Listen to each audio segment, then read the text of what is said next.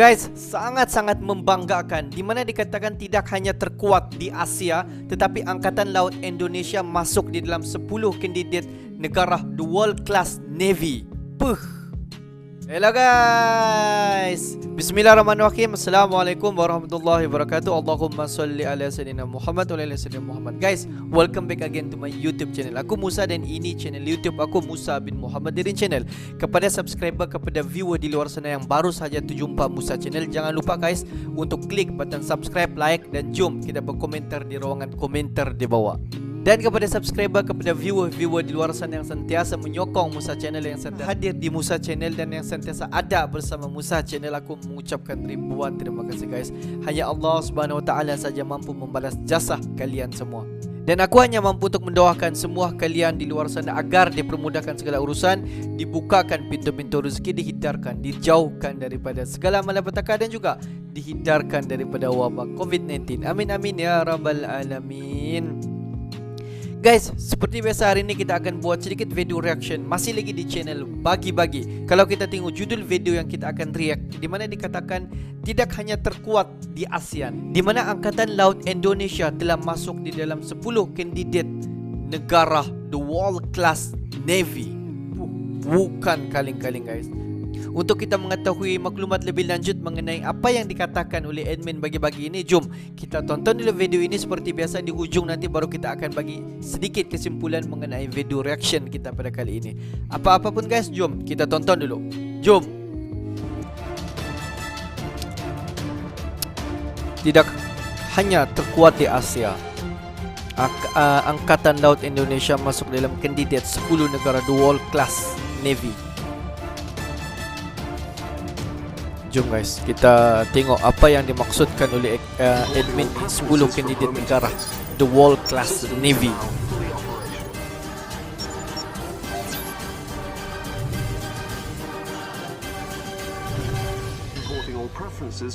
Sahabat Bagi-Bagi, Indonesia sebagai negara maritim memang harus punya jajaran angkatan laut yang berkelas.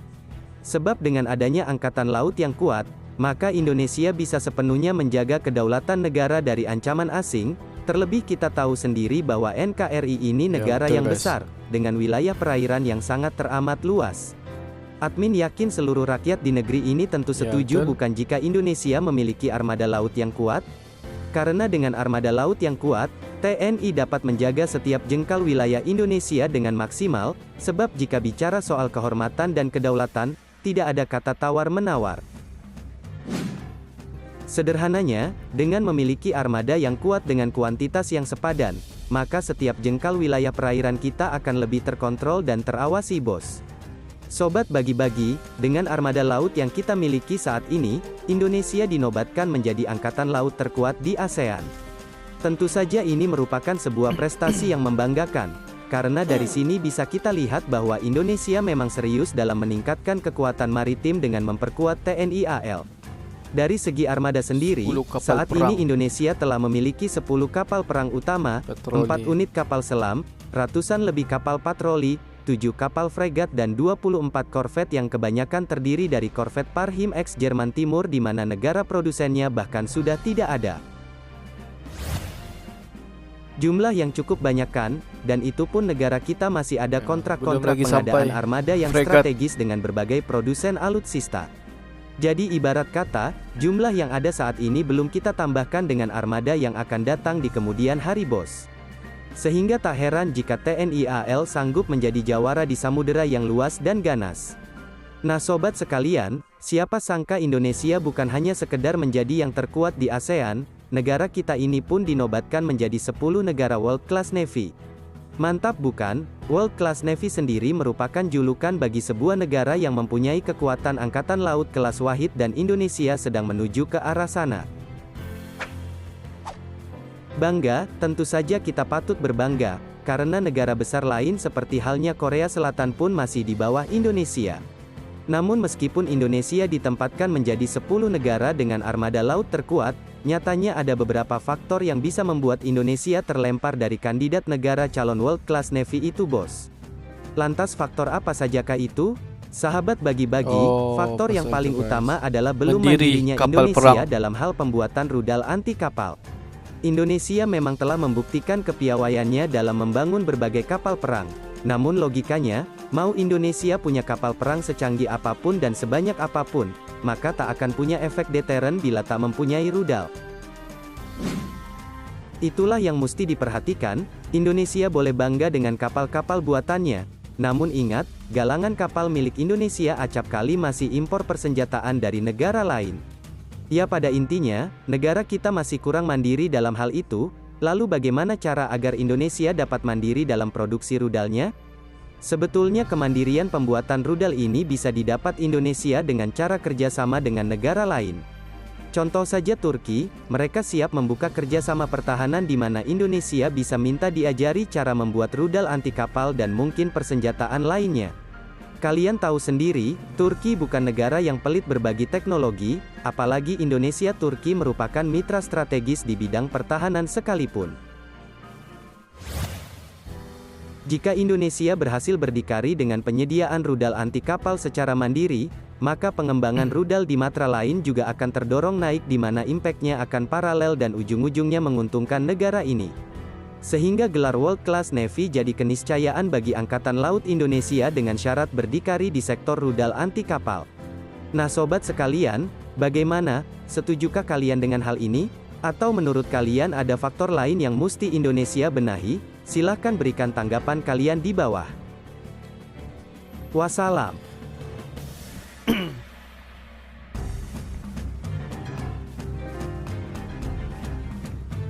Guys, itulah yang dikatakan oleh admin bagi-bagi tadi, di mana Indonesia dikatakan tersenarai di dalam 10 negara the world class navy.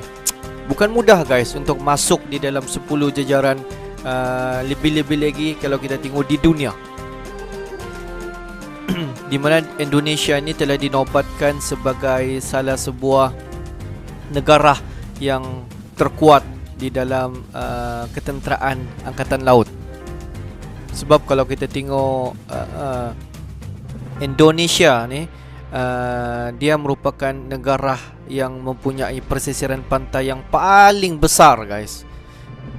Jadi tidak heranlah kenapa Indonesia fokus kepada kekuatan ketenteraan angkatan laut. Sebab untuk menghubungkan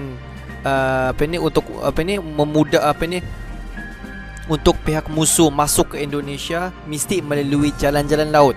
Jadi sebab itulah kenapa Indonesia memperkuatkan dan memperkukuhkan lagi kekuatan tenaga-tenaga di angkatan laut di Indonesia, dan menambah sebanyak mungkin kapal-kapal perang di Indonesia untuk menjaga di pesisiran pantai. Yalah, kalau kita tengok pesisiran pantai Indonesia besar dan luas, jadi Kementerian Pertahanan di Indonesia mau lagi kasih kuat untuk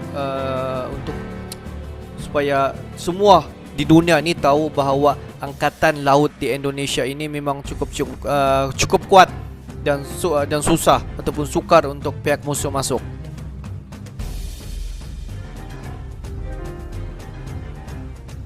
Ini kalau kita tengok banyak sekali armada-armada.